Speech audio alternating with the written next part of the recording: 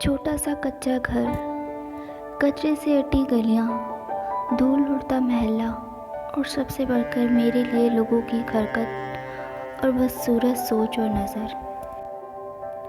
اس پر ایک طرفہ ستم یہ بھی ہوا کہ 5ویں جماعت میں جس دن اسکول میں چیچک سے بچاؤ کے ٹیکے لگانے والی سرکاری ٹیم آنی تھی، اس روز میں نہ جانے کس وجہ سے اسکول نہیں جا پایا۔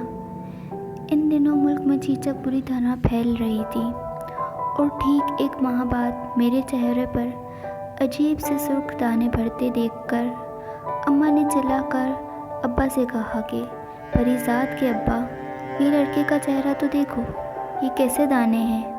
ابا بھاگم بھاگ مجھے لیے سرکاری ہسپتال ٹیکہ لگوانے پہنچ تو گئے، مگر تب تک بیماری اپنا کام کر چکی تھی، اور چند ہفتوں بعد ہی جب میرے چہرے سے زخموں کا گھرنڈ اترا تو ساری عمر کے لیے میرے چہرے پر چیچک کے بدنما داغوں کی نشانی چھوڑ چکا تھا۔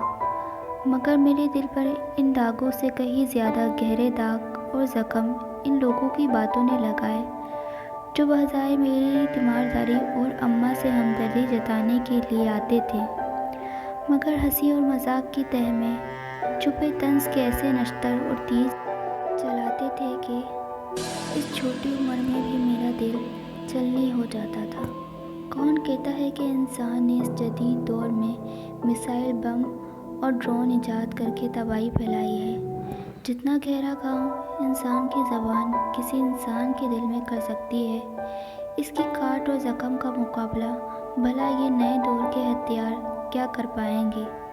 کبھی کبھی میں سوچتا تھا کہ ایٹم بم بنانے والے سائنسدان کو شاید زبان کے زہر کا ٹھیک طرح سے ادراک نہیں تھا، ورنہ اس دنیا برباد کرنے کے لیے اتنی محنت نہ کرنی پڑتی۔ شاید میرے ماں باپ کا اس معاملے میں اتنا قصور نہیں تھا۔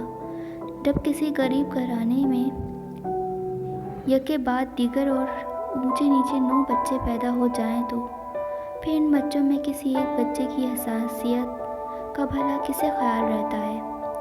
یہ میری اپنی بدقسمتی تھی کہ میں ایسی صورت کے باوجود بھی اندر سے بے حد حساس واقع ہوا تھا۔ بس صورت اگر احساس بھی ہو تو اسے سونے پر سہاگا ہی کہا جائے گا۔ کاش انسان اس دنیا میں غریب ہی پیدا ہوتا، یا صرف نازک دل مجھ جیسے لاکھوں کروڑوں بچے اس ملک کی انہی گلی کوچوں کی دھول چاٹتے ہوئے رل کھل کر بڑے ہو ہی جاتے ہوں گے۔ مگر میری حساسیت نے میری زندگی کا کارزار میرے لیے طویل کر ڈالا۔ میں جتنا لوگوں کی آنکھوں سے چھپتا اتنا ہی ان کی نظر میں آتا تھا، اور پھر میرے اندر پلتا وہ ایک حسن پرست پریزاد جسے ہر خوبصورت چہرہ اپنی جانب لبھاتا تھا۔ کسی محجبی کی ایک جھلک میرے دل میں اتل پتل مچا دیتی تھی۔ دھڑکن اتنی تیز ہو جاتی کہ لگتا تھا ابھی دل سینے کا پنجرہ توڑ کر باہر نکل آئے گا، مگر میں سے آفت روگ سے اس وقت تک ناآشنا رہا جب تک میں نے لڑکپن میں قدم نہیں رکھا تھا۔ بچپن تو یوں ہی مٹی کے صحن میں مٹی ہوتے گزرتا گیا۔ مجھ سے بڑی 3 بہنیں اور سب سے بڑے 2 بھائی، اور مجھ سے چھوٹی 1 بہن اور 2 بھائی، سبھی کی زندگی مزے میں گزر رہی تھی، کیونکہ انہیں تو نہ اپنی زندگی سے کوئی توقع تھی۔ میں 8ویں جماعت میں تھا جب 2 بڑے بھائیوں کی اکٹھی شادی کر دی گئی۔ گھر میں 2 افراد کا اضافہ ہو گیا، اور ہم سب بہن بھائی اپنی اپنی مخصوص جگہوں سے سرکتے ہوئے باہر برآمدے اور صحن میں آ گئے۔ چھوٹے سے گھر کی تقسیم کتنی مشکل ہوتی ہے، جہاں باتیں تو درکنار، ایک دوسرے کی سوچ بھی سنائی دے جاتی ہے۔ لہٰذا دھیرے دھیرے ہم بہن بھائیوں کی سوچ بھی سرگوشیانہ ہوتی چلی گئی۔ شاید مجبوری اور غلامی کی انتہا بھی یہی ہوتی ہوگی کہ انسان اپنی سوچ کی بولی بھی اونچی نہ ہونے دے، سوچنا بھی سرگوشیوں میں شروع کر دے۔ بھائیوں کی شادی کے بعد گھر کی آبادی بڑھی تو ہم سب کو مزید سرکا دیا گیا۔ کمرے والے برآمدے میں، برآمدے والے صحن میں، اور میں جو صحن میں سوتا تھا، میرے لیے فرمان صادر ہوا کہ باقی بڑے بھائی بہن چونکہ چھوٹے ہیں لہٰذا مجھے گھر کی چھت پر ہی رہنے کے ایک کچے گودام نما کمرے میں منتقل ہونا پڑے گا۔ چھت پر ٹین اور مٹی کا بنا یہ چھوٹا سا کمرہ گھر کے کاڑ کباڑ کو جمع کرنے کے کام آتا تھا۔ غریبوں کی زندگی میں کوئی چیز فالتو نہیں ہوتی۔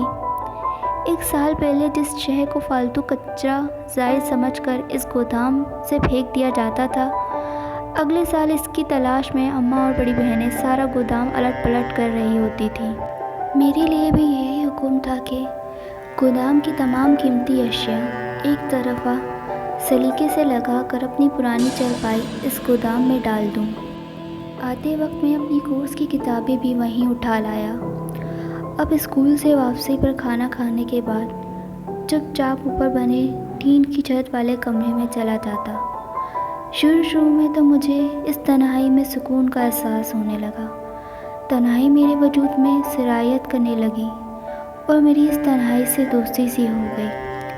تنہائی میں ہم خود اپنے ساتھ ہوتے ہیں، اور مجھ جیسا لڑکا جس کے دوست یا ساتھی کا ساتھ میسر نہ ہو، اس کے لیے اپنا یہ ساتھ کتنا غنیمت تھا، یہ میں ہی جانتا تھا۔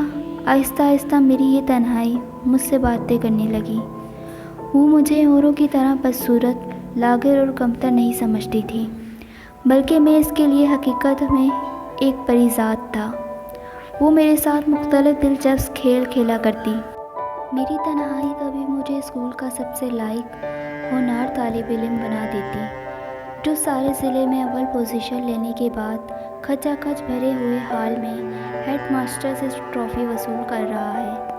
کبھی میں اسکول کا سب سے بہترین کھلاڑی بن کر سارے مقابلے جیت رہا ہوتا، تو کبھی اپنی ٹیم کے آخری بال پہ چھکا لگا کر جتوا دیتا۔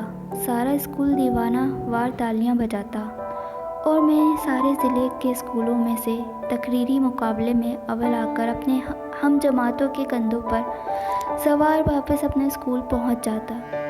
غرض میری تنہائی نے میرا ہر وہ خواب سچ کر دکھایا جس کا میں عام زندگی میں کبھی تصور بھی نہیں کر سکتا تھا۔ کلاس میں ایک درمیانی درجے کا شرمیلا طالب علم تھا، جس نے غیر نصابی سرگرمیاں تو دور کبھی نصاب میں بھی کوئی غیر معمولی کارکردگی نہیں دکھائی تھی۔ اگر استاد غلطی سے کوئی سوال پوچھ لیتا تو میری ٹانگیں کانپنے لگتی تھیں، سانس پھول جاتی، اور اگر کبھی خوشی قسمتی سے مجھے اس سوال کا جواب آتا بھی ہو تب بھی میرے منہ سے کچھ اور ہی نکلتا۔ مجھ سے کسی بھی استاد نے کوئی توقع رکھنا ہی چھوڑ دی تھی۔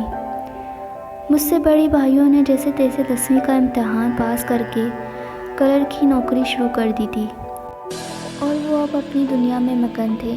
انہی دنوں جب میں 10ویں جماعت میں تھا، میری بڑی بہن کی بات کہیں طے ہو گئی اور اس کے سسرال والوں کی ضد کے آگے ہار کر ابا کو رخصتی کی حامی بھرنی پڑی۔